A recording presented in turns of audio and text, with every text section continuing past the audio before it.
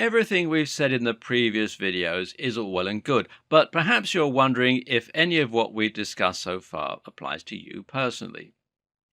Specifically, if your objective is to lose weight, then what use is the bench press, or any of Joe Weider's other principles for triggering mass muscle growth?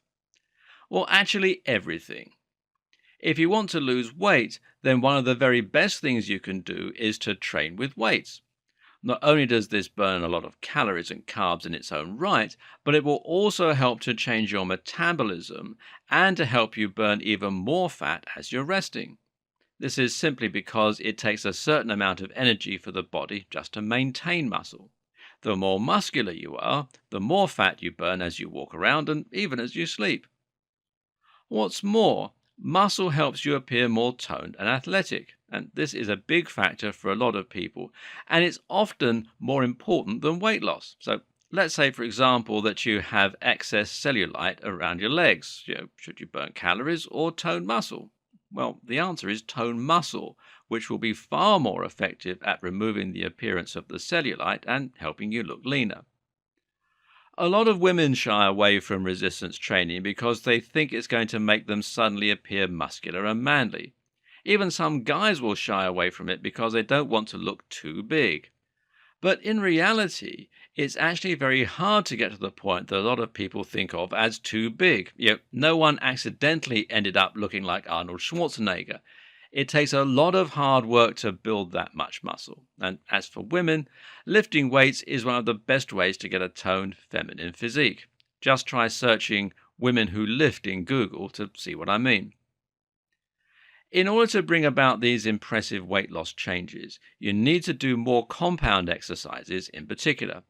And these are the ones that utilize the entire body. So those body weight moves and also things like the kettlebell swing.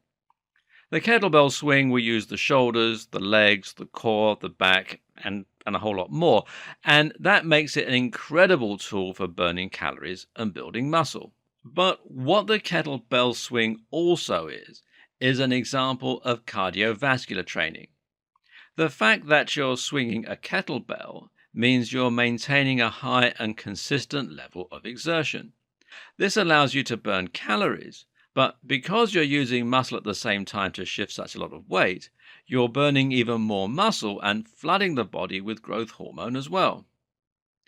In this way, you can use kettlebells like running and maintain output to burn lots of calories. The difference? Well, A, you're working harder because there's weight involved. B, this also prevents the body from catabolizing the muscle. And C, you'll be able to do it from the comfort of your own home. Perform 200 kettlebell swings and you'll burn a lot while at the same time building up a lot of strength.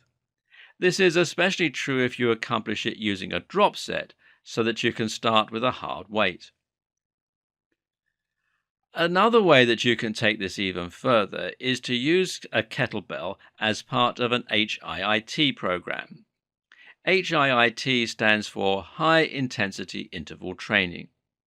This means you're going to be exerting yourself 100% for short durations, then taking a brief spell of rest in between by performing at a lower intensity. So you might swing the kettlebell for 1 minute at full power, then stop to jog lightly on the spot for 2 minutes, then return to swinging the kettlebell.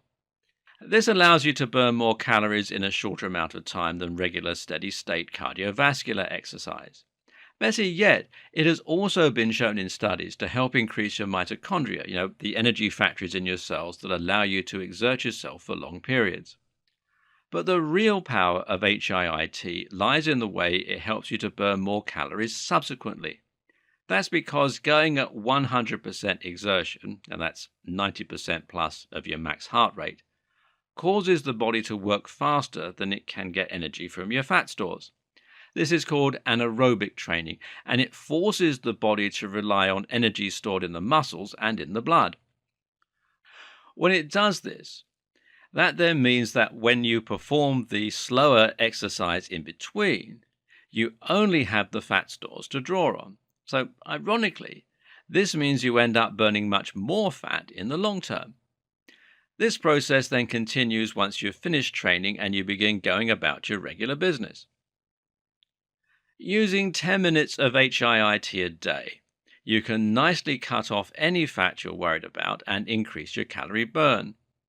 This is recommended as part of a finisher, a routine you can use to cap off a resistance workout and to increase your overall calorie burn. But that said, you shouldn't write off steady state cardio just yet, be that performing 200 kettlebell swings, going for a 5-mile run, or just skipping for an hour. When you do this, you'll burn a lot of calories due to the sheer amount of time, and this will certainly be more than you'll get from 10 minutes of HIIT. Think of HIIT as being useful when you want to work out in a shorter amount of time. It's more efficient, but you can only keep it up so long. It's also brutal and not for beginners. The other benefit of steady state cardio is what it does for your general fitness and your energy levels. If you can maintain exertion throughout a steady state workout, then you'll be taxing your heart a lot. This is good because it will allow the left ventricle to enlarge, just as any other muscle responds to training. When that happens, you'll be able to move more blood around the body with each pump. This is very important because it means in turn that you'll be able to more efficiently deliver blood, nutrients, and oxygen to the muscles. It also means that when you're not training, your resting heart rate will be lower. This can actually benefit hypertrophy when you're resting, and it will help you to sleep far more efficiently so that you wake up feeling more rested and better able to tackle the day ahead, workout and all. Just running 5 miles a week is more than enough to see your resting heart rate and your VO2 max improve. This will not only burn a lot of calories, but it will also help to support an active lifestyle, and especially when it comes to training. This is recommended for everyone. But if you want to lose more weight, then you can, of course, increase the ratio of CV to lifting. That might mean adding in lots of HIIT sessions, or it might mean maintaining your steady state for much longer. Either way, this will make a lot more sense in the next video.